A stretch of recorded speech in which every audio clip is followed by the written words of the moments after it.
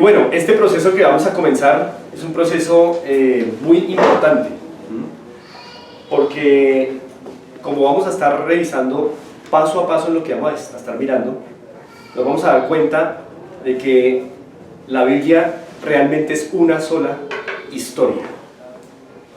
Sé que nosotros nos hemos acostumbrado a mirar la Biblia como varias historias, pero la verdad es que la Biblia tiene una sola historia. Ahora, esa sola historia tiene varios sucesos, eso es cierto. Sin embargo, es una sola historia. Y esa historia es supremamente importante, porque es una historia que nos comenta sobre nuestra salvación. Por eso, todo lo que vamos a estar viendo durante todo este tiempo, durante todo este proceso, es esa sola historia, que nos conduce a entender con claridad cuál fue la obra de Dios hecha por amor a favor de los hombres. ¿Estamos de acuerdo? Bueno, muy bien. Para comenzar, quisiera que fuéramos a Génesis 1.1. Vamos a Génesis 1.1. Y antes de ir allí a Génesis 1.1, quiero que se ubiquen ahí en Génesis 1.1.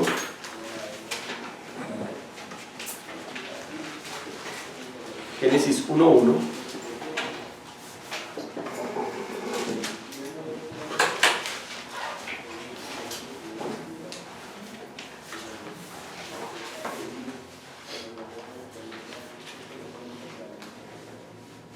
Quiero que miren aquí. Esta es una pequeña ficha. Esta fichita es una ficha de un rompecabezas de mi hijo cuando era más pequeño. Yo quisiera preguntar a Jairo, a la luz de lo que usted ve ahí, basado en lo que usted ve en esa imagen, ¿qué se imagina que es el cuadro completo? Y mientras tanto también, por favor, Mariana, vas pensando, y Luz Dani también. Puede ser un jardín. Es como un jardín. Sí. Necesito que se imagine ese jardín. ¿Qué tiene ese jardín? Con base en lo que ves ahí. Tiene sus flores. Sí. Y tiene como una callecita. Una callecita. Como una andena, algo así. Ok, eso, perfecto. y pasto a los lados. Muy bien, listos, un jardín. Bien, Mariana, a partir de esto, imagínate cuál es el cuadro completo. A partir de esta sola ficha. Un bosque. Un bosque, ¿ese bosque qué tiene? A partir de esta lámina. Piedras, pasto, flores. ¿Lo tienes ahí en tu mente? Listo, necesito que visualices en tu mente ese cuadro completo. Luz, dale. Yo también lo mismo, pasto, flores. Me imagino como más. Perfecto. Solo pasto y flores. Muy bien, todos acabamos de hacer un ejercicio en el que nos imaginamos un cuadro completo a la luz de una pequeña ficha. Vamos a ver el cuadro completo en qué consiste.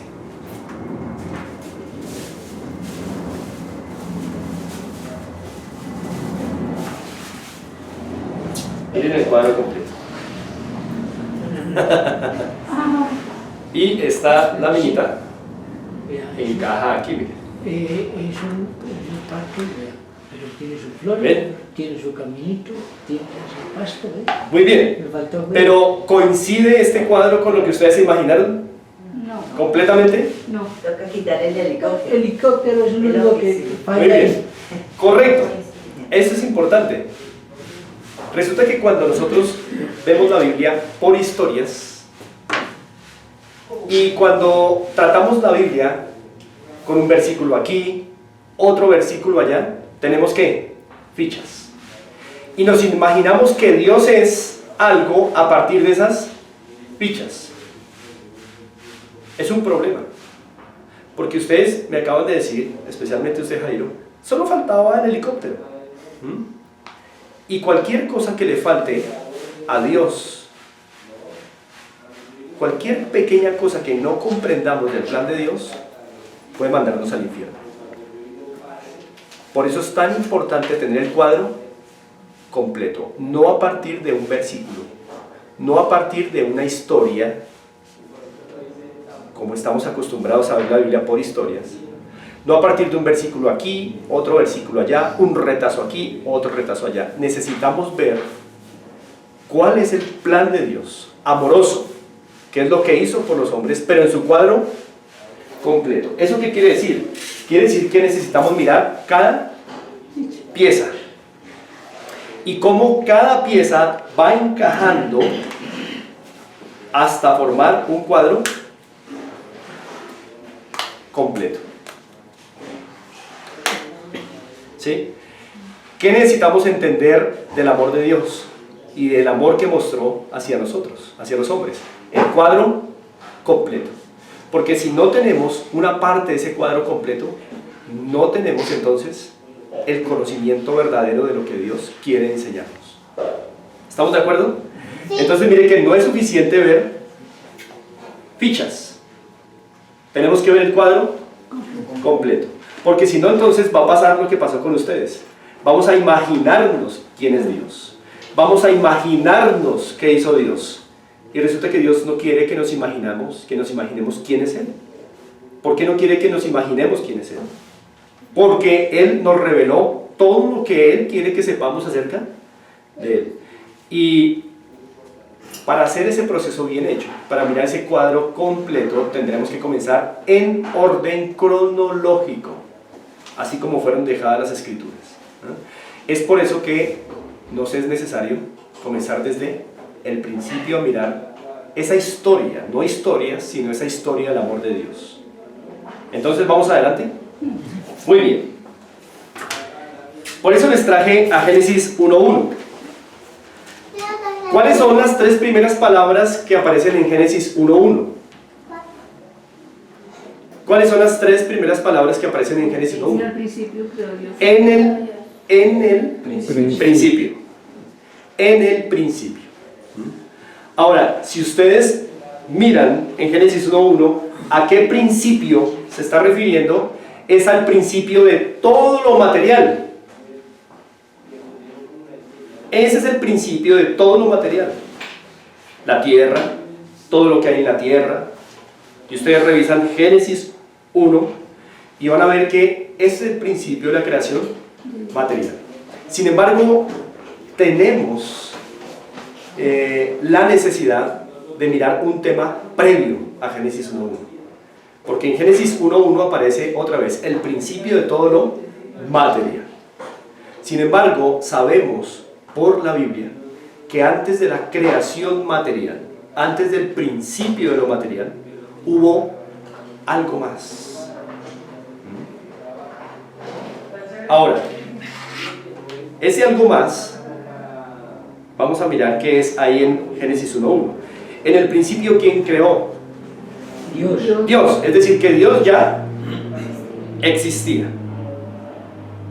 Pero antes de lo material, también hubo otra creación que podemos llamarla una creación inmaterial, es decir, una creación invisible. Quiero que miremos esto en un pasaje que se encuentra en Colosenses, por allá en el Nuevo Testamento. Vamos a ir a Colosenses.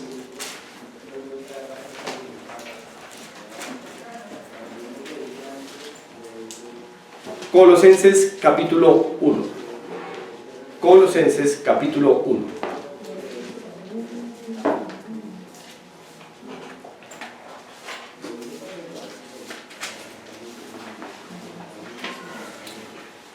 Allá en el Nuevo Testamento, en Colosenses capítulo 1,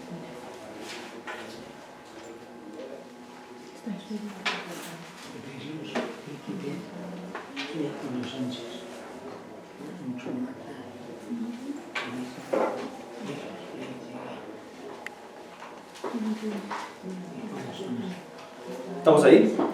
Muy bien. Colosenses capítulo 1.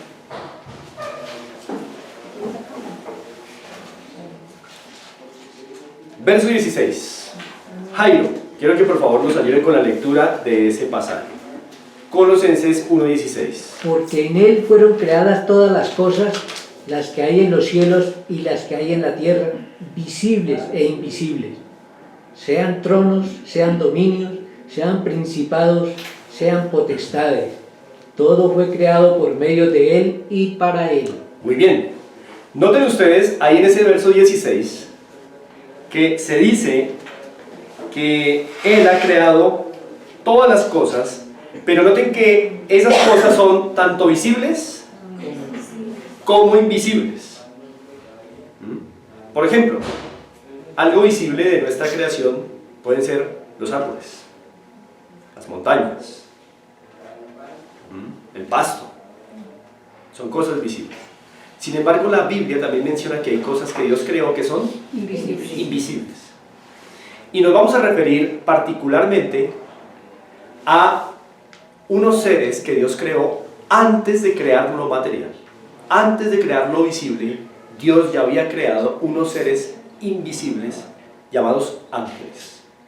Eso quiere decir que los ángeles fueron creados antes de la creación material. Y es importante entender eso y verlo para poder entender muchas cosas que sucedieron en Génesis en sus primeros capítulos. Así que vamos a tener esto en mente.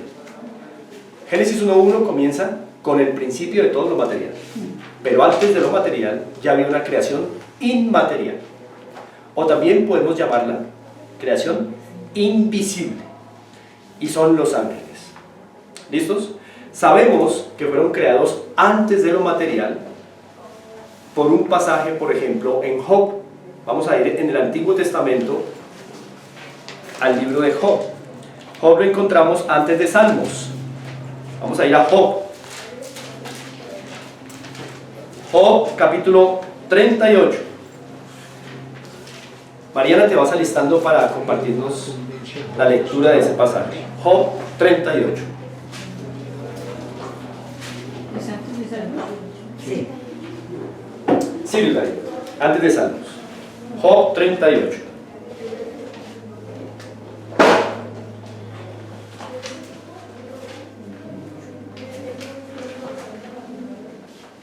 ¿Estamos allí? Muy bien, Mariana, antes de que leas este pasaje, entre los versos 1 y 7, Dios le está mostrando a Job que Él es el que ha creado todo. En los versos 6 y 7 le está hablando de cómo Dios creó la tierra. Léenos por favor los versos 6 y 7. ¿Sobre qué están fundadas sus bases? ¿O quién puso su piedra angular cuando alababan todas las estrellas de alba y se regocijaban todos los hijos de Dios? Noten ustedes que esos dos versos que hablan de Dios creando la tierra, se dice allí que hay unos hijos de Dios que se estaban regocijando de que Dios estuviera haciendo la tierra y de que estuviera creando las leyes que iban a sostener la tierra en el espacio. ¿Cómo se les llama a esos seres en el verso 7? Estrellas. Estrellas del alba. ¿Y cómo más? Luzday, ¿cómo más? ¿Los hijos de Dios? Los hijos de Dios. Muy bien. Ahora, ya habían hijos de Dios cuando Dios estaba creando la tierra. Es decir, ya había una creación invisible cuando Dios estaba creando lo visible. Y esa creación invisible aquí se le llama hijos de Dios. Hijos de Dios es una referencia en el Antiguo Testamento principalmente para ángeles. Principalmente para ángeles. Aquí la palabra o la expresión hijos de Dios no se refiere a seres humanos, porque aquí todavía Dios no ha creado a los seres humanos.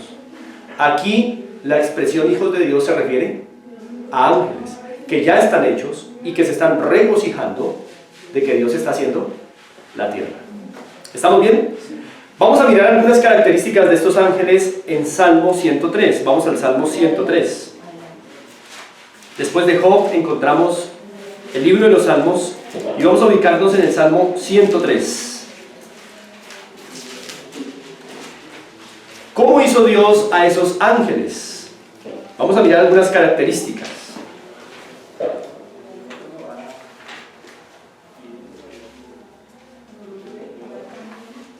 ¿Estamos allí? Salmo 103. Voy a leerlo a favor de ustedes, pero ustedes están muy atentos a la lectura que vamos a hacer. Salmo 103, versos 20 y 21. Salmo 103, 20 y 21.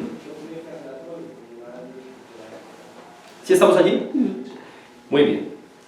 En estos dos versos encontramos un buen resumen de lo que son esos ángeles. ¿Cómo los creó Dios? ¿Para qué los creó Dios? ¿Por qué los creó Dios? Entonces vamos a mirar. Dice el verso 20 del Salmo 103: bendecid a Jehová, vosotros sus ángeles. Ya en esa primera línea podemos entender para qué hizo Dios a los ángeles. ¿Qué hacen los ángeles en esa primera línea que acabamos de leer? Bien, Freddy. Bendicen.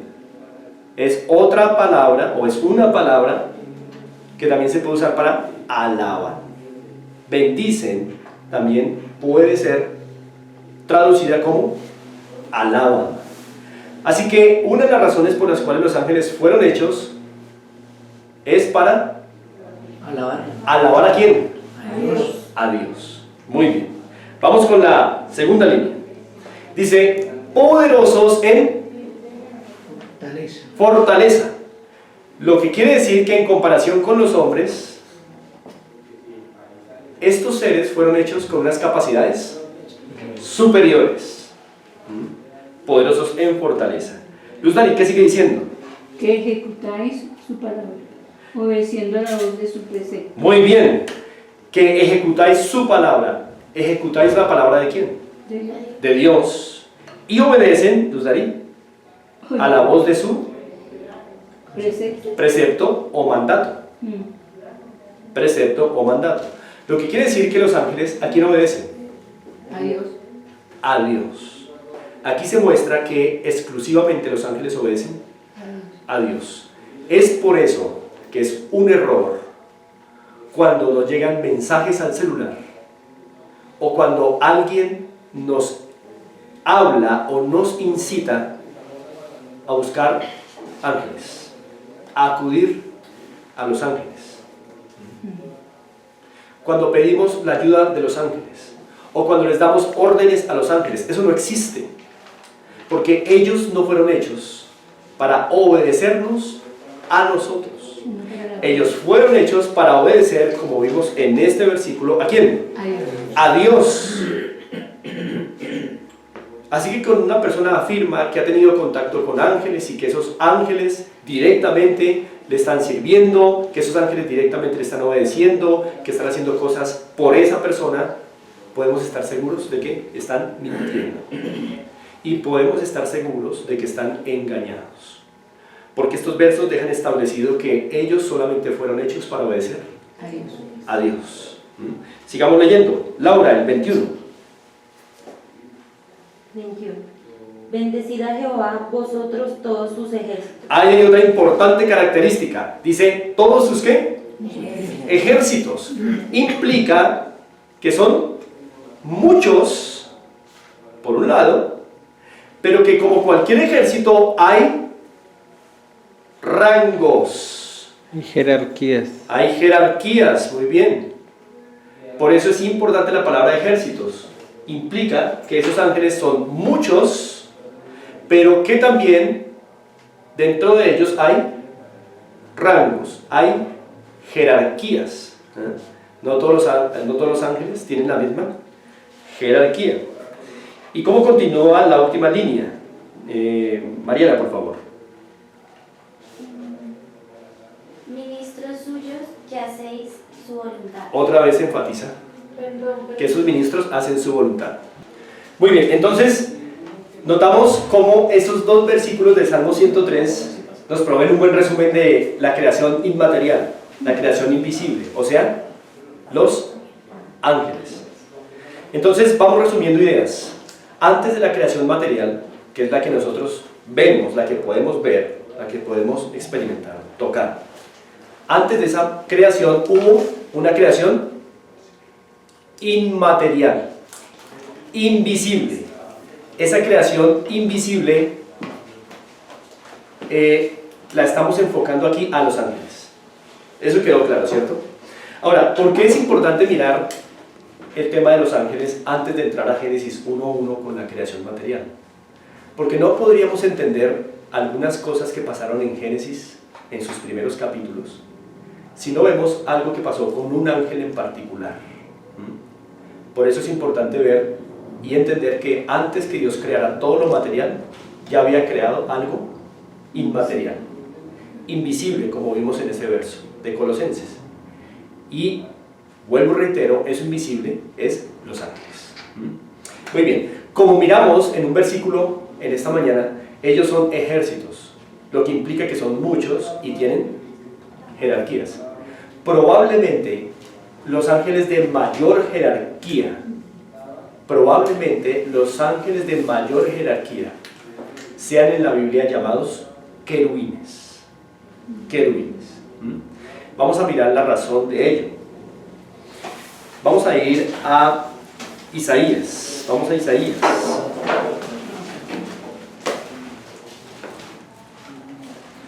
Vamos a mirar Isaías. Allá en el Antiguo Testamento. ¿Isaías qué? Miremos Isaías 37. Isaías 37.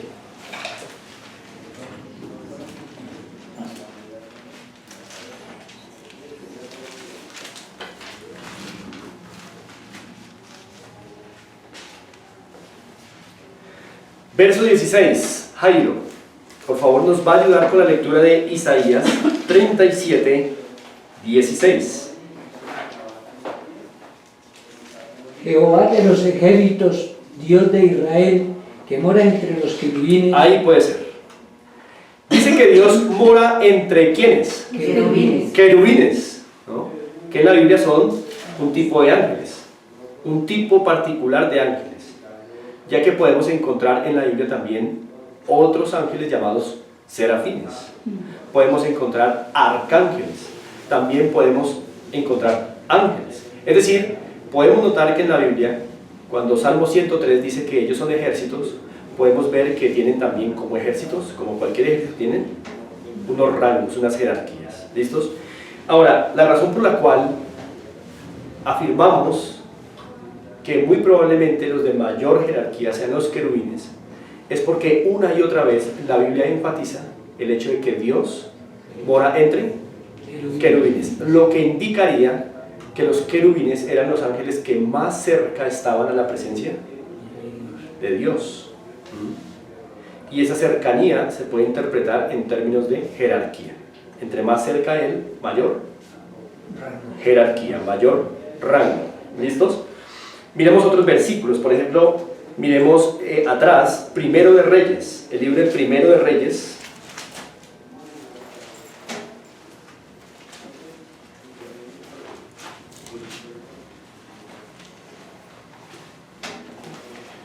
Perdón, es Segundo de Reyes 19. Segundo de Reyes 19. Verso 15.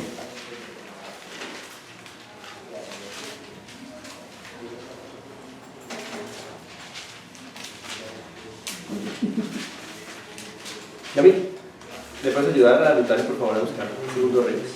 Segundo de Reyes 19, 15. Mariana, por favor.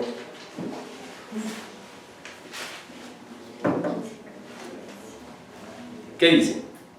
Y oró Ezequías delante de Jehová diciendo: Jehová Dios de Israel, que moras entre los querubines. Hasta ahí. Otra vez, otro versículo nos habla de que Dios mora entre Los querubines. querubines. Noten entonces, hay un énfasis en afirmar que Dios mora no entre serafines, no entre arcángeles, pero entre querubines, ¿cierto? Vamos al Salmo 80.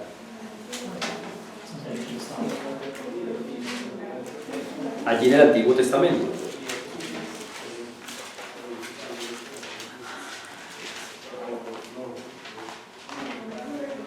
Salmo 81.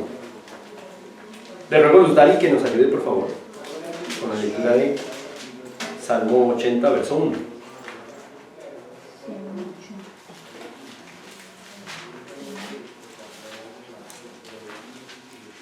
81. Sí, por favor. Oh pastor de Israel, escucha, tú que pastoreas como oveja a José, que está entre los querubines. Muy bien. Tú que pastoreas a Israel, tú que habitas entre Querubines. querubines, otra vez.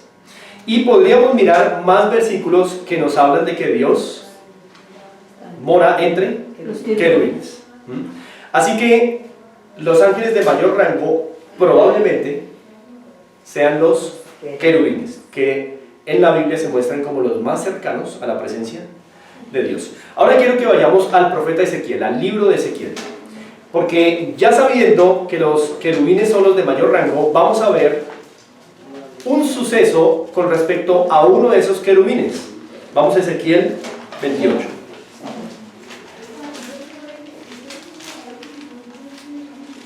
Ezequiel 28. ok. Ezequiel 28.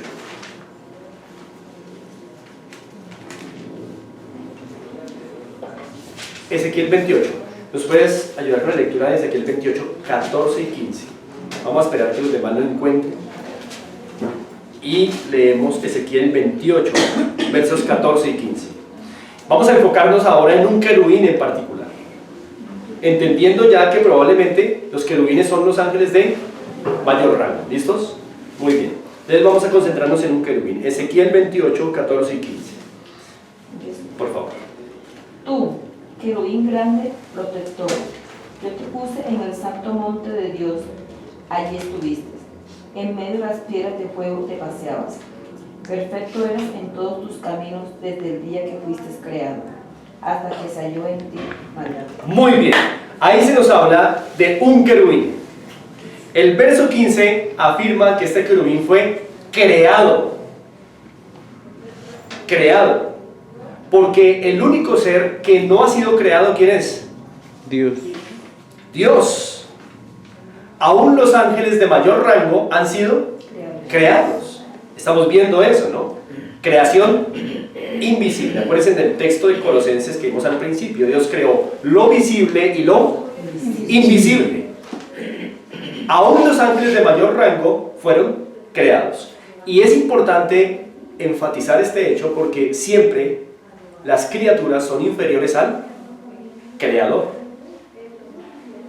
Voy a ponerlo en estos términos. Si ustedes hacen un muñequito de plastilina, vamos a poner Jairo, que usted es un experto en trabajar plastilina. Vamos a hacer de cuenta que usted hace un Jairo, una réplica exacta en plastilina suya. Hay personas que trabajan réplicas exactas de ciertos personajes en plastilina, o en otros materiales. Aún cuando esa réplica suya en plastilina sea exactamente a su imagen, usted sigue siendo superior a la criatura, a eso que usted hizo, a eso que usted formó. Ese muñeco de plastilina nunca va a ser ni igual ni superior a usted. Siempre las criaturas son inferiores a su creador. Sin embargo, aún así, Dios dice que hizo a esta criatura con unos privilegios enormes. Ustedes lo ven ahí. Grande, protector. Sin embargo, fue creado como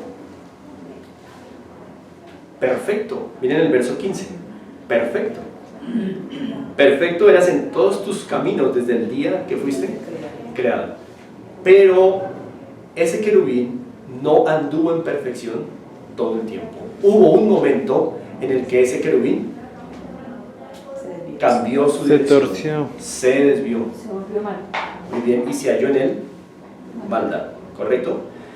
Hay un texto que puede sugerir en qué consistió la maldad de ese querubín. Vamos a Isaías. Isaías está atrás de Ezequiel, los libros atrás. No, más atrás. Isaías 14.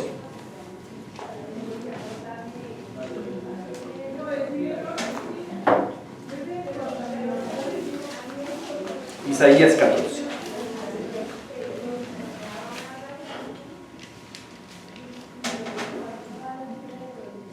¿Estamos allí? Muy bien.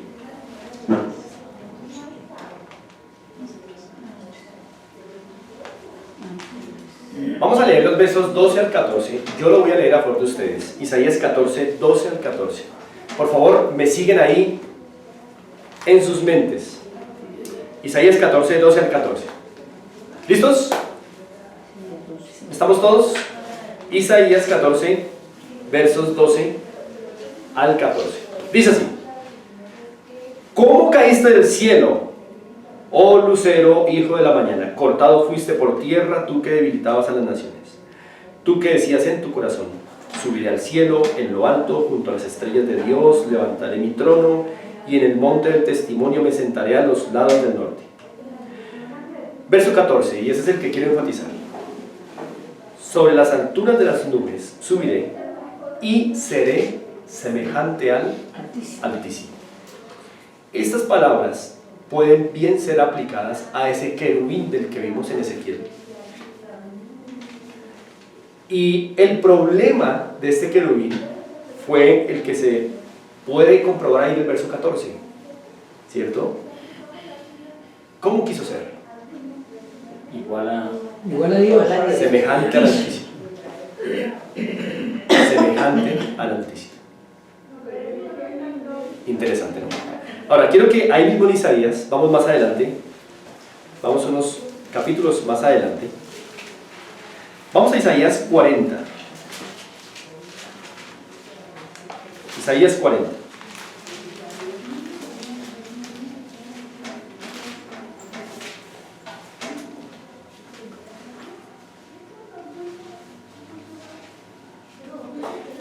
¿Qué se dice de Dios? Laura, en el verso 22. El 22. Él está sentado sobre el globo de la tierra, cuyos moradores son como langostas. Él extiende los cielos como una cortina, tendiéndolos como una tienda para morar. ¿Y el 23? ¿Qué se dice de Dios allí también? Él torna en nada a los poderosos y a los que gobiernan la tierra hace como cosa vana. Es decir, que los poderes más grandes para el Señor son como nada. Ahora miren el 25, Jairo. ¿A qué pues me haréis semejante o me compararéis? Dice el santo. No hay nada que se le parezca a Dios en su majestad, en su poder, en su gloria. Él es único y está muy lejos de que algo se le pueda siquiera parecer. Por eso él pregunta: ¿a qué me haréis semejante? Y el problema de ese querubín es que quiso ser ¿qué? Semejante al Altísimo. Imposible. Ahora, cuando vemos allí en Isaías 14 que quiso ser semejante al Altísimo, lo que está diciendo es que él quiso ser Dios. ¿Y cuántos dioses hay? Solo hay uno, el creador omnipotente de todo cuanto existe. Así que la criatura quiso ser como su creador. Por eso en Isaías 14 ustedes vieron una referencia a que ese querubín fue expulsado, fue echado de su posición. Y recuerden que era un querubín, ¿se acuerdan? Así que los querubines probablemente tenían una posición muy alta, pero este querubín fue echado de su posición privilegiada. Ahora, presumiblemente este querubín tenía el nombre de Lucero, porque aparece allí en Isaías 14, 12: ¿cómo caíste del cielo, oh Lucero? Un portador de luz. Sí, Jaime. Si Dios le dio tanto poder a ese ángel, ¿por qué después no le quitó ese poder? De hecho, No le disminuyó ese poder porque siempre lo ha tenido, siempre. De hecho, sí se lo quitó. ¿Sí? Claro que sí. Bueno, el estar cerca de la presencia de Dios, lo único. Lo restringió. Restringió ese poder. Pero Restringió ese siempre poder. existe porque la maldad de él es constante, está Sí. continuamente. Pero restringió ese poder. Eso vamos a ver ahorita más adelante. ¿Listos? Muy bien. Ahora lo que vemos entonces es que cayó ese lucero, perdiendo su posición, su dignidad, ¿no? Ahora, con este acto de Dios expulsar a Satanás, porque ahora ya no es el lucero, sino ahora las escrituras van a conocer a este ser como diablo o como Satanás. Las dos palabras van a ser usadas para describir al mismo personaje, a ese antiguo querubín que fue expulsado. ¿Por qué? Porque la palabra diablo y la palabra Satanás describen muy bien lo que ahora era ese querubín después de haber caído en maldad. La palabra diablo significa acusador. La palabra diablo significa también, tiene una connotación de engañador. Y Satanás significa adversario. Eso significa la palabra Satanás, adversario. Este querubín ahora es adversario ¿de quién? De Dios. Ahora se va a oponer a él. Pero recordemos, ese querubín, que ya no es querubín, sino que ahora es Satanás y diablo, sigue siendo criatura ¿de quién? De Dios. Y no puede hacer todo lo que quiera a menos que Dios se lo permita. Vamos a Job. Entonces, en esa dirección, Jairo, estamos contestando su pregunta, ¿no? Vamos a Job antes de Salmos. Job capítulo 1.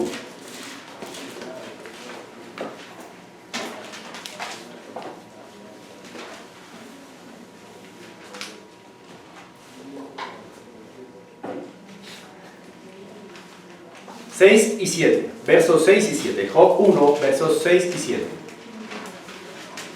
Luz Dani, por favor, ayúdanos con la lectura de Job 1, 6 y 7. 6 y 7. Un día vinieron a presentarse delante de Jehová los hijos de Dios, entre los cuales vino también Satanás. Y dijo Jehová a Satanás: ¿de dónde vienes? Respondiendo Satanás a Jehová, dijo: de rodear la tierra y de andar por ella. Noten ustedes entonces que Satanás se presenta delante de la presencia de Dios y tiene que rendir cuentas de lo que hace. Ese es un poder restringido, no puede hacer lo que quiere, puede hacer solamente lo que Dios le permite hacer. Ahora, ese es un tema que podemos tratar después, ampliarlo. ¿Por qué Dios permite que Satanás haga lo que haga? O haga lo que hace. Ese es un tema que podemos ampliar después, pero por ahora nos concentraremos en entender que Satanás no puede hacer lo que él quiere, porque sigue siendo una criatura de Dios y sigue dando cuenta, y tiene que dar cuenta de lo que Dios le permite hacer. Tiene que presentarse delante de Dios. Muy bien, entonces vamos también a revisar Mateo. Vamos al Nuevo Testamento, el primer libro del Nuevo Testamento, Mateo. Mateo capítulo 25. Mateo capítulo 25.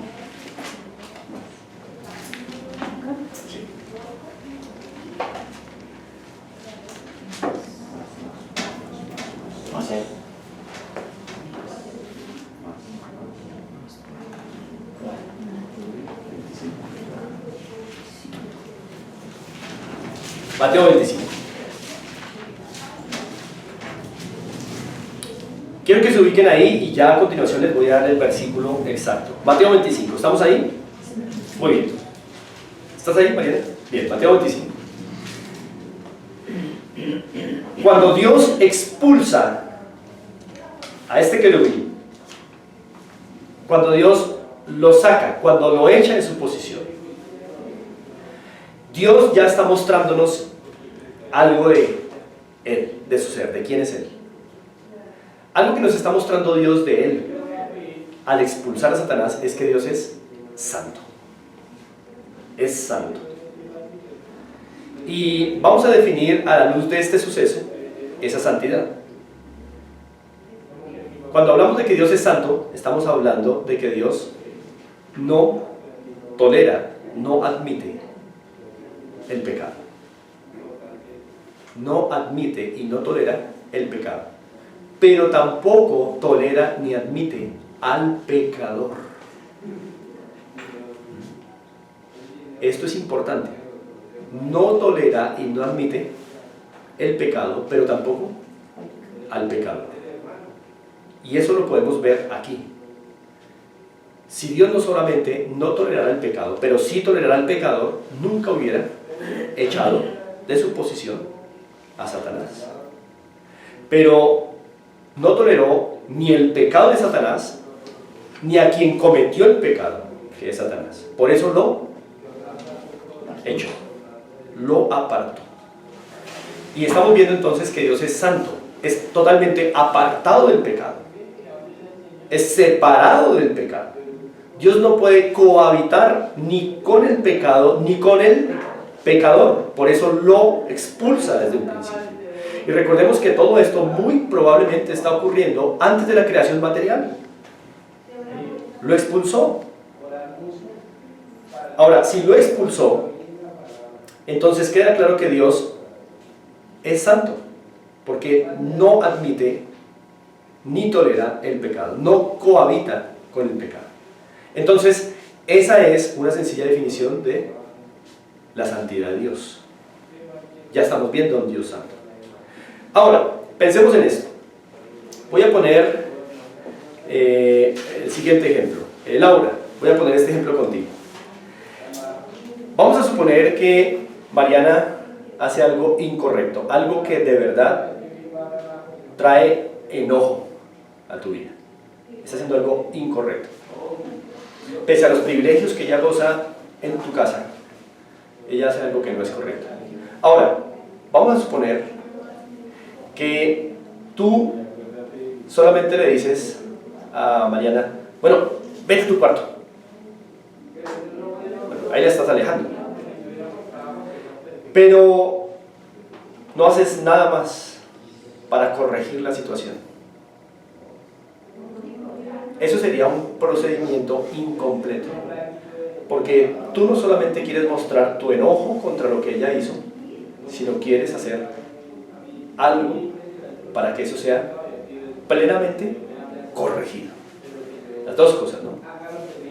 Entonces, hasta aquí lo que estamos viendo a la luz de ese ejemplo es que Dios hizo una parte de lo que debía hacer y era expulsar. Pero Dios no solamente lo expulsó, sino que también determinó que ese pecado debía merecer un castigo acorde. A eso le llamamos que Dios es justo. Entonces miren dos perfecciones de Dios que le está mostrando aquí. Dios es santo, pero Dios también es justo. Es decir, Dios no admite el pecado, pero también Dios da el pago debido al pecado. Castiga el pecado. Y el castigo no es que lo haya expulsado. No, eso fue su santidad.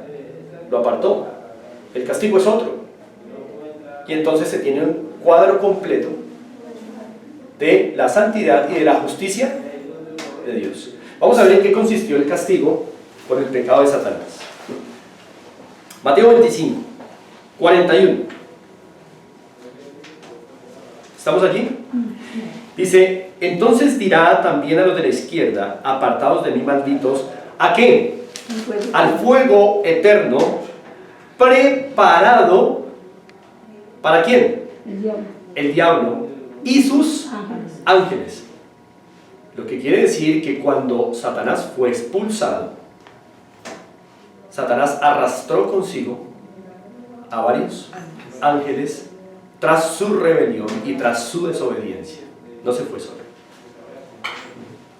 De ahí que la palabra diablo le queda muy bien, porque la palabra diablo tiene la connotación de engañador. Así que él tuvo que haber engañado a otros ángeles a seguirlo a él. Muy probablemente su gran autoridad le dio esa posibilidad. Lo cierto es que el castigo tiene que ver con que Dios determinó que un día, para siempre, Satanás y los que le siguen van a tener que estar eternamente en un lugar que aquí se llama como fuego eterno. En otras partes se llama el lago de fuego.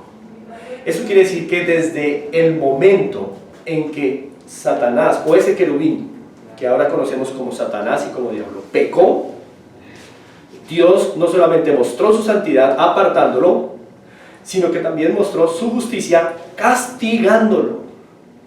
Y el castigo es que Dios diseñó, creó un lugar llamado el fuego eterno. ¿Dónde está? No sabemos. Pero sabemos que es un lugar que existe en algún lugar del espacio. En algún lugar. A donde finalmente van a ir Satanás y todos los que le siguen. En ese sentido, entonces Jairo, vamos viendo que no es que Satanás pueda hacer todo lo que quiere y que él tiene un imperio interminable. Sus días están contados. Hay un juicio que está predeterminado para él y no puede hacer todo lo que quiere. Entonces, hemos hoy conocido dos hechos de Dios, que es santo y que es justo. Dios no solamente no tolera el pecado, sino que también, ¿qué hace? Lo castiga. Lo castiga, siempre. Lo castiga siempre. Dios es santo y es justo. Muy bien, ahora entonces, si estamos listos para entrar a Génesis 1.1, porque ahora sabemos que cuando Génesis 1.1 nos relata la creación de lo material, ya hay ángeles, ya hay pecado en el universo y ya hay un diablo llamado también Satanás. ¿Estamos? Muy bien, ahora sí entonces vamos a Génesis 1.1. Génesis 1.1.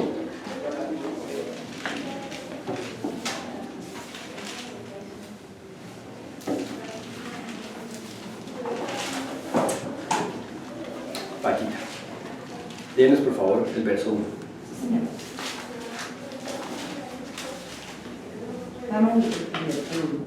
Génesis 1.1, sí, solamente.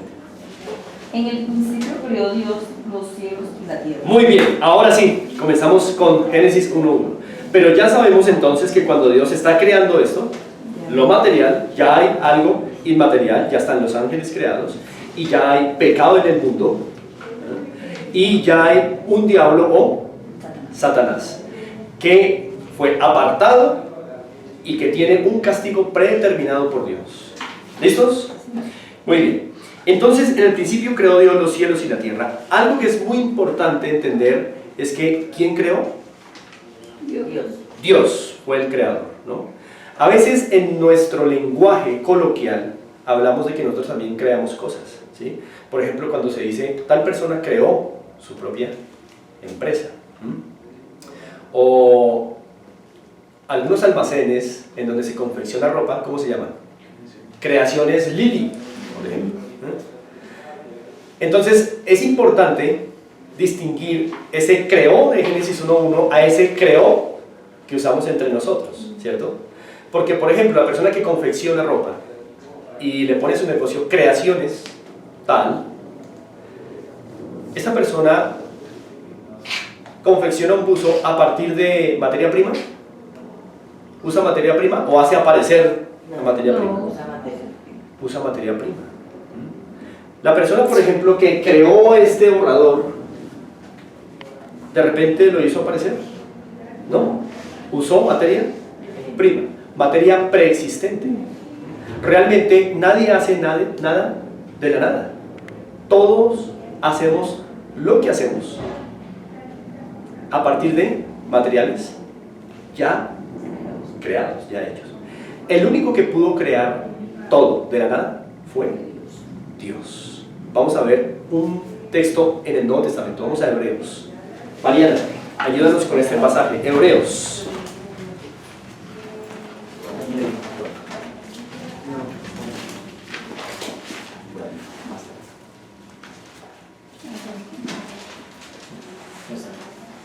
Hebreos 11.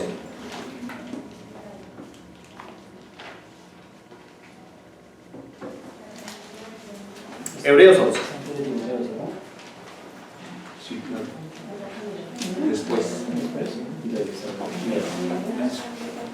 Hebreos 11.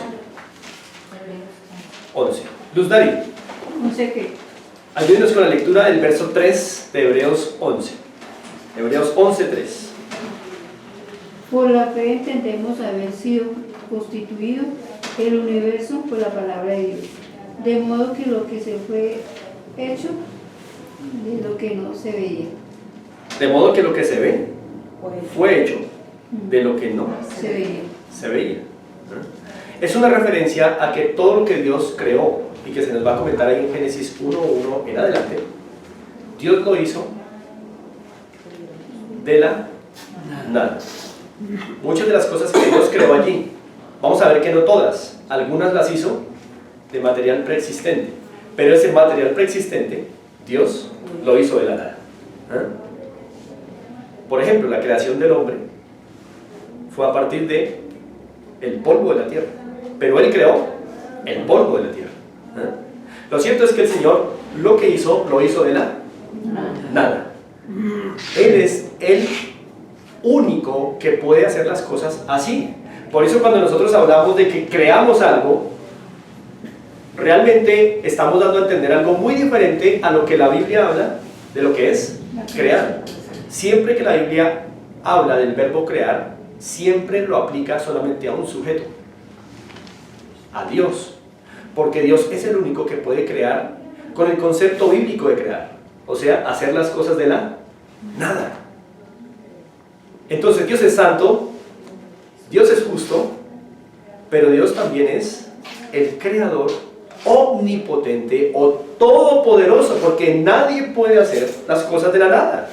Solo Él tiene esa facultad, solo Él tiene ese poder. Así creó entonces los cielos y la tierra. Volvemos a Génesis 1:1 y vamos a ir mirando cómo Dios fue desarrollando su creación. Génesis 1:1. Jairo, ayúdanos por favor con los versos 2 al 5. Y la tierra estaba desordenada y vacía, y las tinieblas estaban sobre la faz del abismo, y el Espíritu de Dios se movía sobre la faz de las aguas. Y dijo Dios: sea la luz, y fue la luz. Y vio Dios que la luz era buena, y separó Dios la luz de las tinieblas. Y llamó Dios a la luz día, y a las tinieblas llamó noche, y fue la tarde y la mañana un día. Muy bien, varias cosas para observar. En el verso 1 se dice que ya había algo llamado la faz del abismo. ¿No notan en el 2? La faz del abismo. En varios pasajes del Antiguo Testamento, el abismo es una referencia a el agua. El abismo es una referencia a el agua.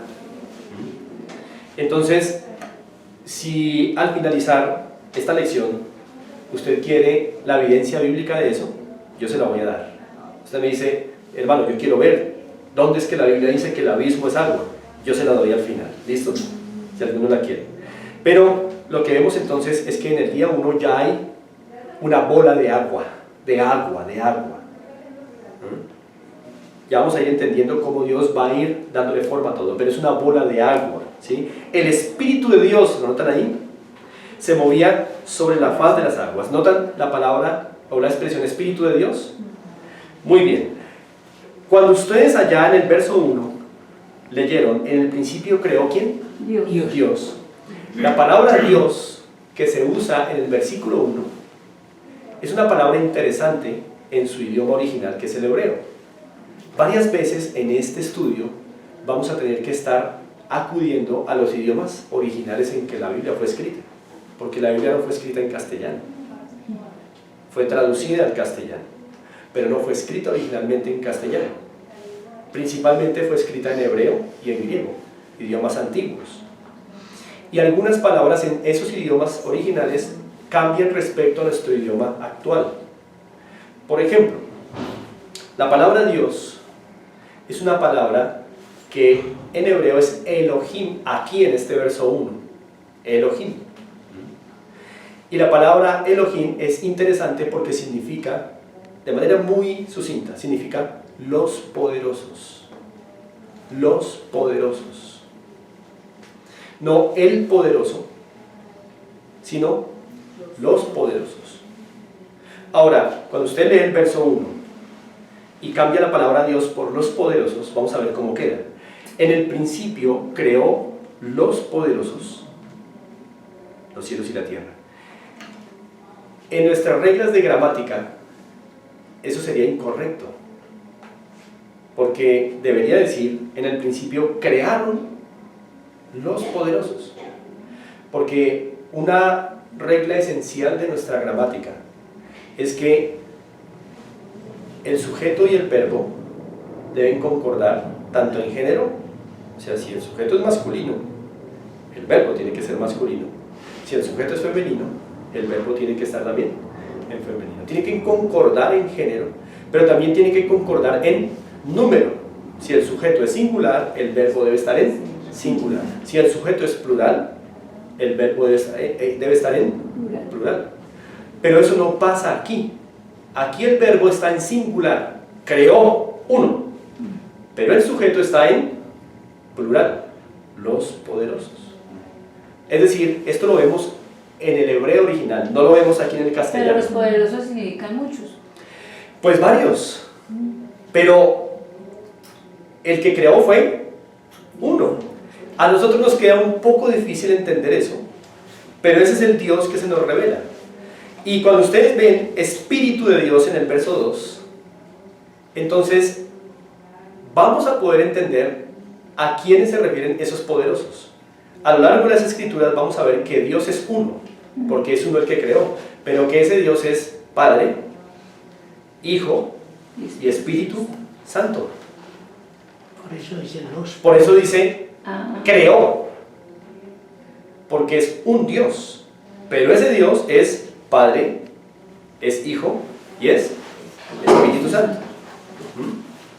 Ahora, no es una responsabilidad nuestra entender bien eso, porque no podemos entender eso, pero es la manera en que Dios se nos ha revelado.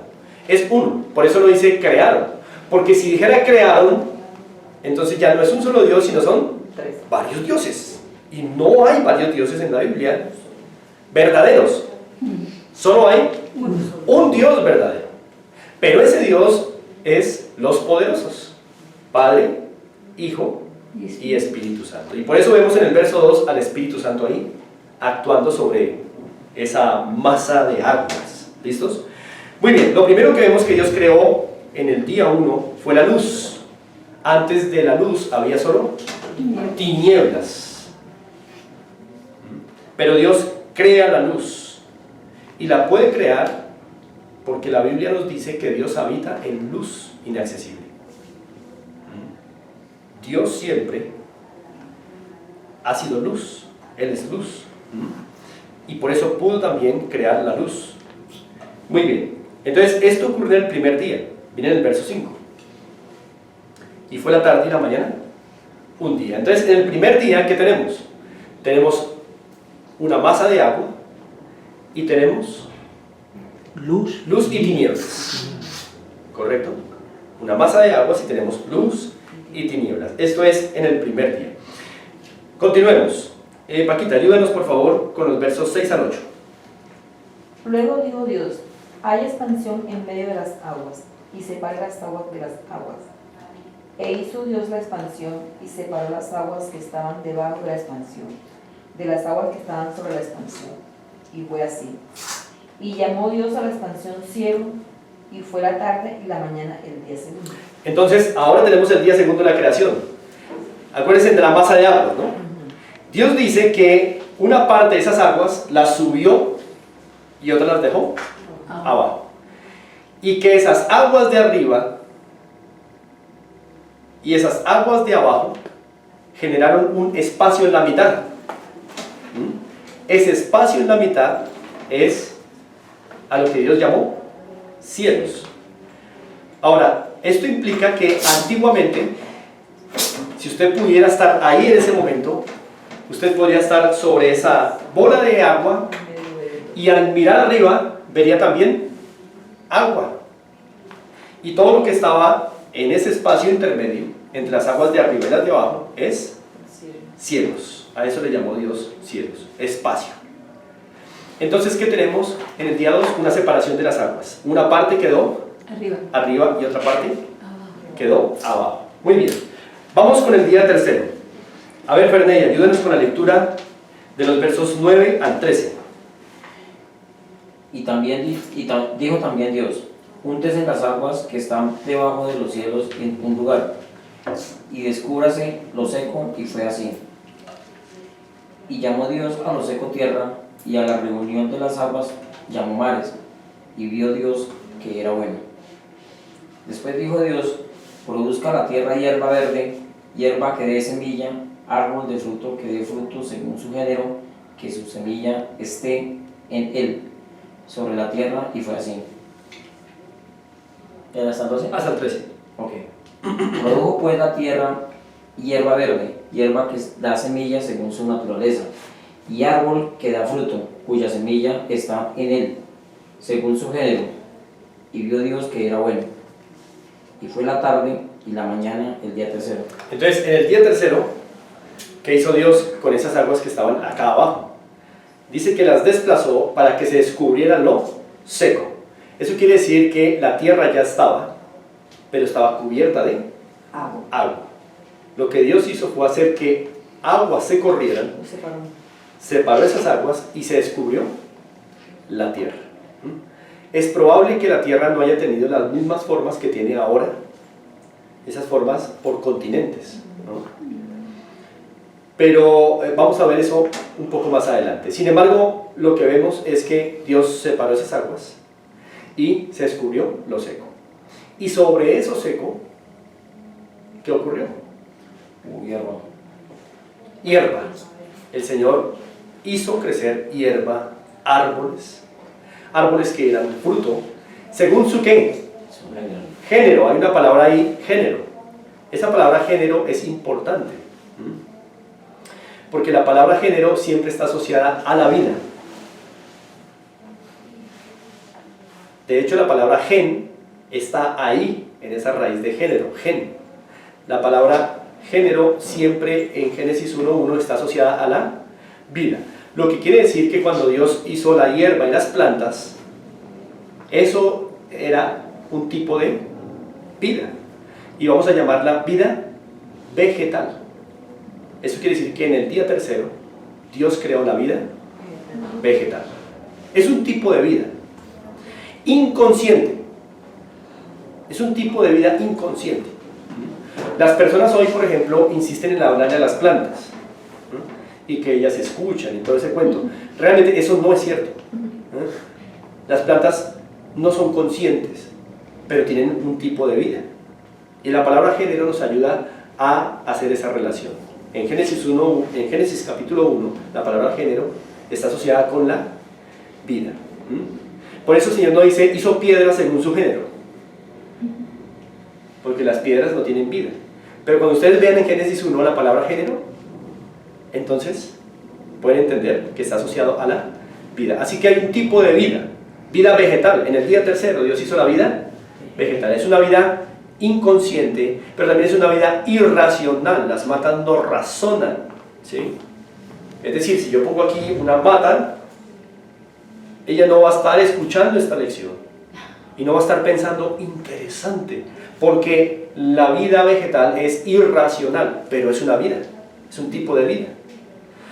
Según su género, quiere decir que Dios estableció en esa vida unos códigos genéticos claros, de tal manera que el árbol de naranja va a dar naranjas, no guayabas. Por eso dice según su género, frutos según su género, es decir que Dios estableció un código genético en esta vida, muy específico, muy claro. ¿Listos?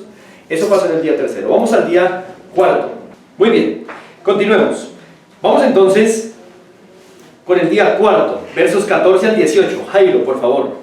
Día 4. Dijo luego Dios: haya lumbreras en la expansión de los cielos para separar el día de la noche, y sirvan de señales para las estaciones, para días y años, y sean por lumbreras en la expansión de los cielos para alumbrar sobre la tierra. Y fue así. E hizo Dios las dos grandes lumbreras, la lumbrera mayor para que señoreare en el día y la lumbrera menor para que señorease en la noche.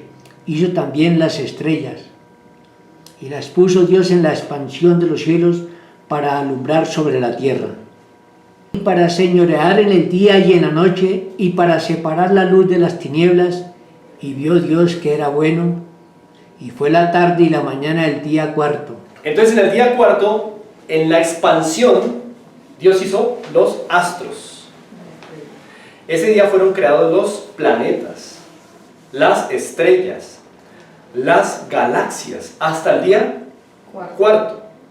Entonces ustedes están preguntando, el sol, aquí aparece la lumbrera mayor, que es lo que nosotros llamamos el sol, y aparece la lumbrera menor, que es la que nosotros llamamos la luna. Eso fue creado hasta el día cuarto, pero la luz ya existía desde el primer día, ¿correcto? Lo que pasa es que nosotros tenemos una visión tan reducida de todo, creemos que la luz está supeditada al sol. No, antes de que existiera el sol ya Dios había creado la luz, solamente que algo de esa luz que creó en el primer día la puso en un astro llamado conocido hoy como el sol. Algo de esa luz que Dios creó en el primer día la puso en el astro llamado lumbrera mayor, y la luna refleja la luz de la lumbrera mayor, por eso es mayor, y por eso otra es menor, porque la mayor da la luz, la menor solo refleja la luz. Pero mire que eso fue hasta el día cuarto, es decir que en el día cuarto ya la Tierra experimenta ciclos de día y de noche, por el movimiento de rotación que conocemos. Entonces ya ahora hay ciclos de día y de noche, pero antes no había eso sino hasta el día cuarto. ¿Notan ustedes entonces cómo Dios va dándole orden a todo, no? A todo. Vamos con el día quinto, versos 20 al 23. Mariana. Dijo Dios, produzcan las aguas seres vivientes y aves que vuelen sobre la tierra, en la abierta expansión de los cielos. Y creó Dios los grandes monstruos marinos, y todo ser viviente que se mueve, que las aguas produjeron según su género, y toda ave alada según su especie. Y vio Dios que era bueno. Y Dios le bendijo diciendo, fructificad y multiplicaos, y llenad las aguas en los mares, y multiplíquense las aves en la tierra. Y fue la tarde y la mañana del día quinto. Es decir, que en el día quinto Dios crea algunos animales. ¿A partir de qué? Del agua, ¿notaron? Porque Dios le dio la orden al agua de que produjera animales que no eran de la tierra, o sea, los acuáticos y los aéreos. Así que los animales acuáticos y aéreos, es decir, los que no son de la tierra, no fueron hechos de la tierra, porque no son de la tierra. Entonces Dios hizo los animales que no son de la tierra a partir del agua, en el día quinto. Pero ¿notaron la palabra género otra vez? Muy bien, eso quiere decir que Dios hizo otro tipo de vida. Ya no, esta vida ya no es como la vegetal. Esta vida ya tiene unas características diferentes. ¿Por qué? Porque si ustedes ven, Marianita, tú lo leíste, allí en el versículo 22, Dios les habla a esos animales. ¿Lo notan? Dice, Dios los bendijo diciendo, y les dio una orden, fructifíquense, multiplíquense. Eso Dios no lo hizo con las plantas. Aunque las plantas son vida, son una vida inconsciente y racional. Pero ahora, con los animales, Dios muestra que es vida también, pero es otro tipo de vida diferente a la vegetal. A este tipo de vida vamos a atribuirle las siguientes características. Esta es una vida que es consciente, a diferencia de las plantas. Las plantas son inconscientes, pero estos animales sí son conscientes, saben que tienen que multiplicarse, saben que tienen que fructificar, saben que tienen que sostener su vida, tienen que alimentarse, alimentar crías. Entonces, este tipo de vida, los animales, vida animal, es una vida consciente, pero irracional. irracional. Por eso es que cuando usted cree, más que creer, cuando usted dice, este perrito sí es entendido, usted lo dice porque usted ve que él reacciona a ciertos estímulos, ¿cierto? Y usted le da casi características humanas al animal. Eso es un error. Los animales no son racionales, sí son conscientes, tienen instinto.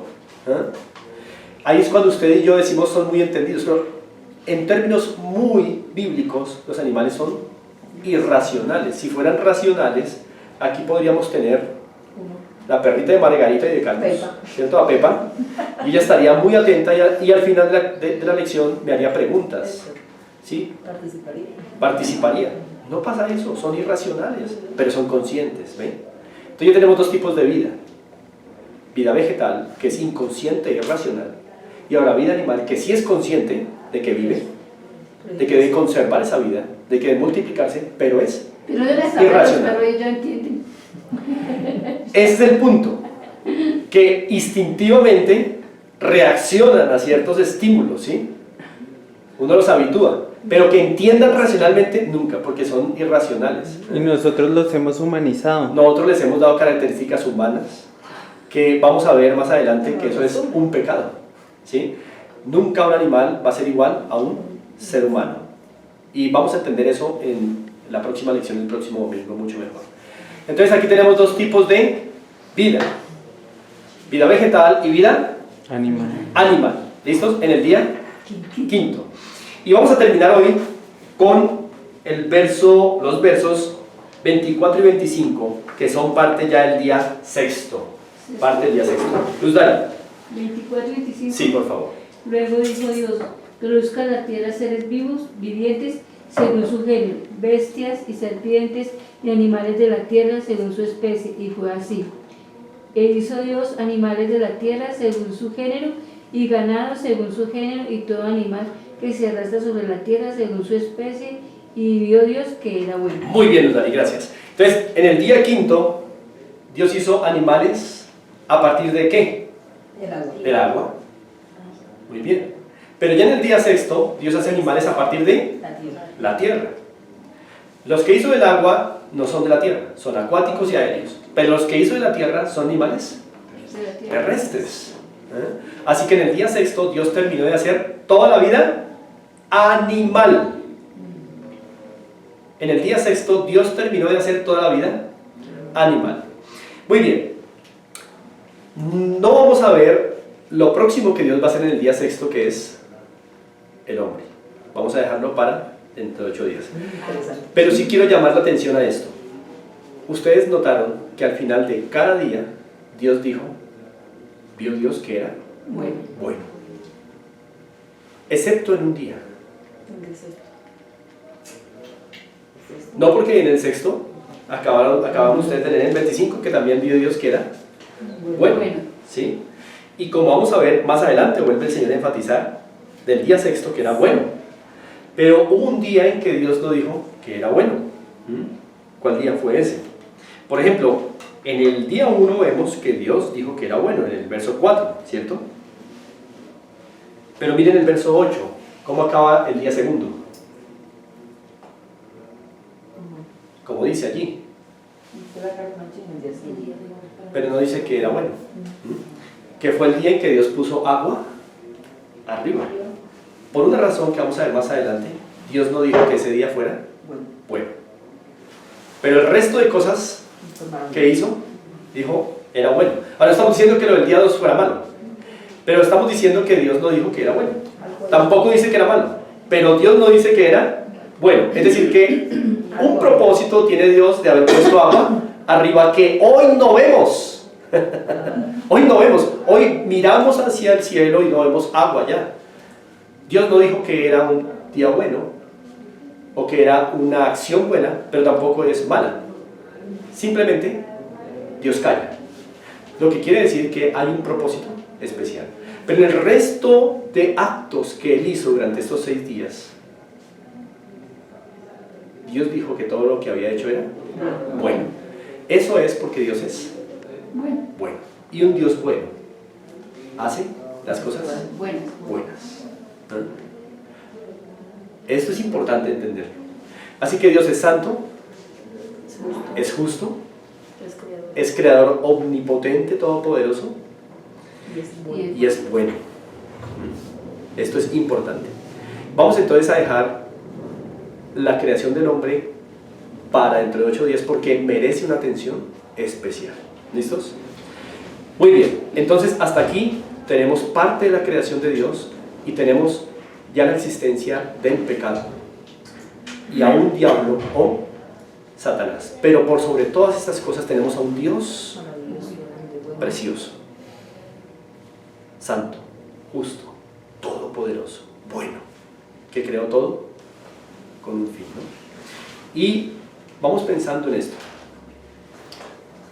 Si Dios hizo frutas, alimento, animales, ¿lo está haciendo Dios porque Él necesita algo para Él? No. Es todopoderoso, lo acabamos de ver. Todo lo que Dios está haciendo lo está haciendo para alguien más. Y por eso vamos entonces a dejar la creación del hombre para dentro de 8 días. Muchas gracias.